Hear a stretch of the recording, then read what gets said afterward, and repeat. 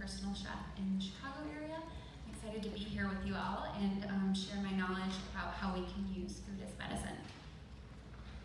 So, sorry, my text is a little funky here, I'm not sure why. But what is the first word that you think of when you hear the word medicine? Is it a prescription bottle, or maybe supplements, or over-the-counter medication?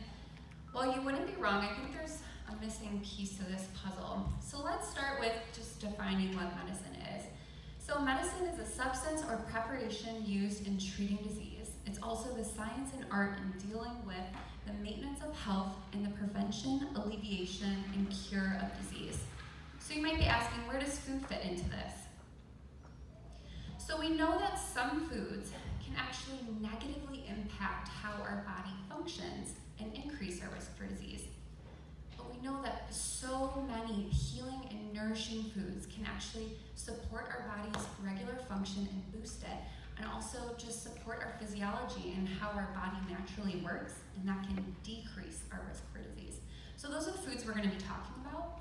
And we have a short period of time, so I'm just going to go over 4 of my favorite, most potent healing foods, and kind of what makes them medicinal. So their active components, how they work in the body, and how they have influence over our physiology, so those top medicinal actions, and also who they can benefit. So who can really benefit from incorporating these foods into our daily lives, and so the conditions associated, and also how to use them, or just kind of how we can start eating them and consuming them more.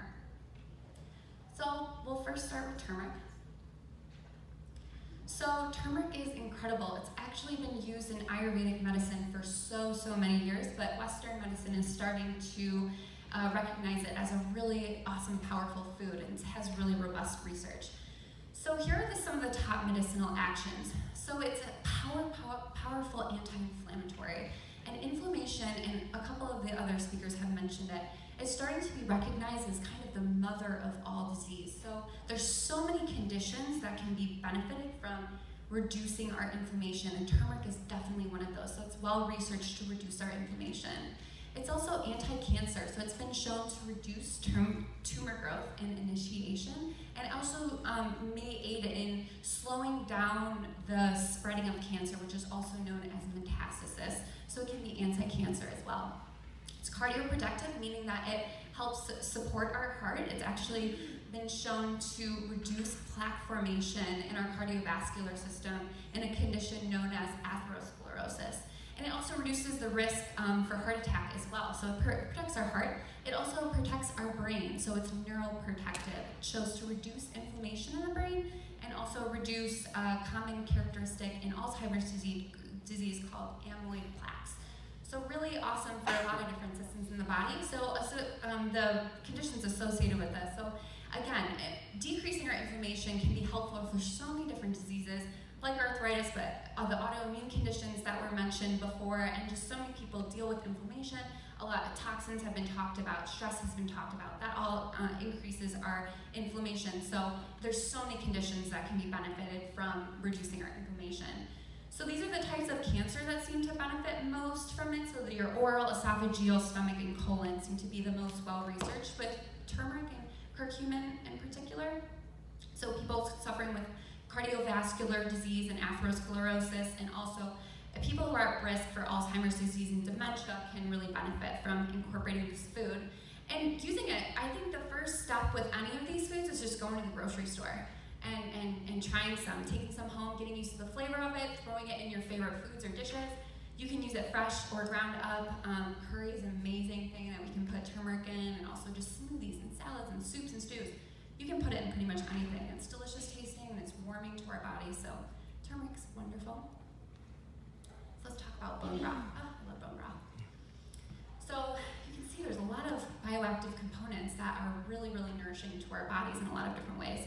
So a couple speakers have talked about leaky gut, so I won't go too much into it, but like the speakers mentioned, when we have leaky gut, our intestinal integrity sort of starts to break down a little bit.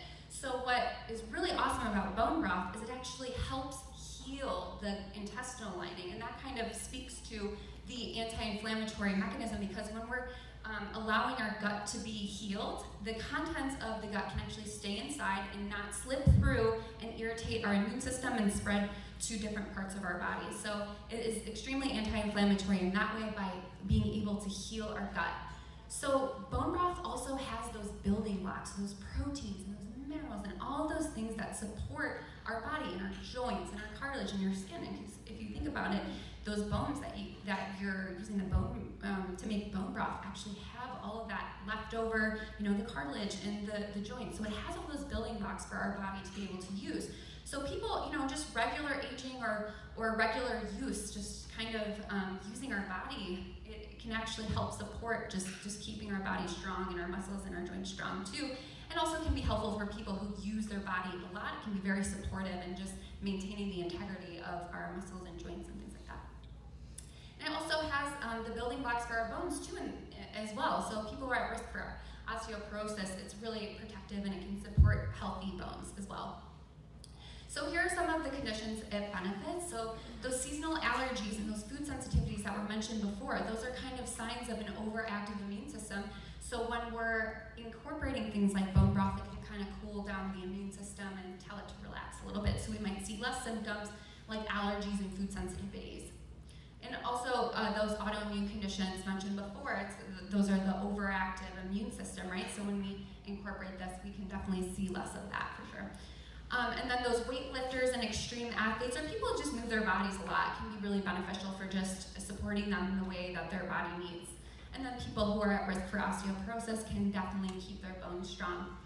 So the important thing about bone broth when you're making it, because it's super fun to make and you can put so many different things, like your turmeric you can throw in there, and you can throw in herbs and all these different things. It's medicine that you're drinking and making. But the important thing is you need to make sure you're getting high quality bones. So your organic and pasture-raised bones are going to be your best bet when you're making bone broth. So it's just the way that the animal is supposed to be raised and the way that we're going to get the most nourishment out of the bone broth. So yeah, and then just using it as a base for your soups and stews, or even just drinking it. I love it. The taste is so delicious and comforting and soothing. So bone broth is one of my favorite healing foods. So reishi mushroom.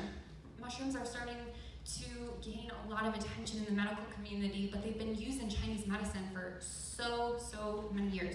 So they're the bioactive components. It's one of the most powerful anti-inflammatory foods that we have access to. So it's particularly effective with inflammation in the colon. So folks who suffer from autoimmune conditions related to the colon, so your ulcerative colitis and your Crohn's disease, that's going to be particularly beneficial for reducing inflammation in the colon specifically, but ultimately in the whole body. Another one, anti-aging. How wonderful is that? The body, when we age, it starts to break down, and especially for exposed to a lot of toxins and chemicals throughout our lives, and like one of the speakers mentioned, we all are, our body is going to start showing signs of aging so rapidly. So when we incorporate things like a reishi mushroom, it's such a powerful antioxidant, so it really protects our bodies from signs of aging. So, I mean, we're all doing it, so why don't we do it more beautifully, right? So reishi mushroom's great for that. It's also hypoglycemic and hypolipidemic, meaning that it can lower our blood sugar and lower our blood lipids if necessary. So those are some really cool, powerful actions. So then the people that can benefit, so the people who suffer from colitis especially, but autoimmune conditions in general, reishi mushroom can be just wonderful for calming down and cooling off that inflammation. And then your cardiometabolic diseases, like your type 2 diabetes and cardiovascular disease, so those people who suffer from hyperglycemia and hyperlipidemia, and even if you just have those labs coming back and maybe you don't have those or you're at risk for them, reishi mushroom can be wonderful for helping reduce that. And lastly, those who age. So all of us can really benefit from reishi mushroom. It's a really powerful plant.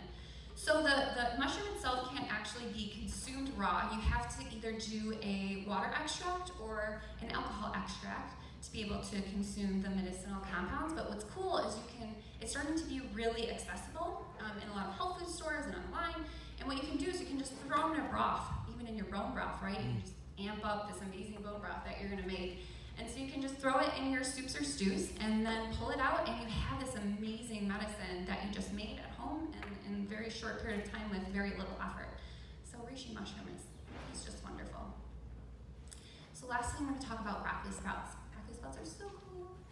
They're starting to get a lot of attention in the medical community, mainly because of their really powerful ability to boost our detox pathways. So like we've mentioned a couple times, we're all exposed to toxins in our lives. There's people who are exposed to more, but we're all exposed to them. So being able, for our body to be able to detoxify properly is extremely important. And broccoli sprouts are one of the most potent detoxifiers, and they support our liver and the detoxification, and really our whole body detoxification. So that one's significant, a really powerful medicinal action. Also anti-cancer, so it can reduce the tumor growth and initiation and the metastasis, just like a couple of the other foods I mentioned. And it's another way that it's anti-cancer too, and it's preventative towards cancers. It's that powerful antioxidant, so it can actually protect our cells from damage, and the cell damage can actually promote cancer, so this protects our cells, so it's anti-cancer. And lastly, it's antimicrobial, so it can be particularly beneficial for people who are exposed to bacterial infections or have bacterial infections, especially H. pylori, which was mentioned by one of the doctors earlier. So it's really just cool, wide-ranging food that has a lot of power in it. So then the people who can benefit most from this are, all of us, like I said, that are exposed to toxins, but there are specific professions that have more of a toxic exposure. So people like your hairdressers and your painters and your farmers. So people who have a high toxic exposure might really benefit from incorporating broccoli sprouts. Also, people who might not have access to a lot of clean foods, this is such a great accessible option. It's low cost. You can do it at home. You can make your broccoli sprouts at home in just a couple of days, really low cost. So it can be something just to supplement if there isn't access to high quality foods. So then people who are at risk for cancer or have cancer also might benefit. And then those bacterial infections underlying, and also if we're suffering from something like H. pylori, might be really effective for. And like I said before, you can grow them at home. You can just throw them in a jar and keep them damp. And there's so many videos and resources online about how you can do it, but they're everywhere. They're starting to be really accessible for us, which is really great. So broccoli sprouts. So a couple tips as I close up. The way that the foods work best is if we incorporate them into our daily lives every single day and eat them over long periods of time.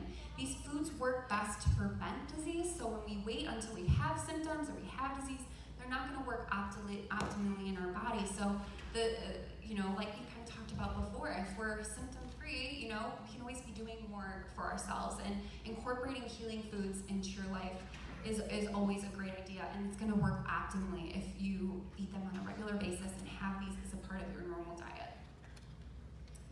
And then lastly, just to kind of wrap it up, food is amazing, especially plants. They've evolved with us over time, and they've adapted to our environments. They really help our bodies do the same. They support our defense mechanisms because they've had to boost theirs to be able to survive in our toxic world. So food is really, really powerful. It has such a strong influence over our physiology, and that's kind of why I think food is medicine. And I invite you to kind of look at food in a different way and view it as medicine as well.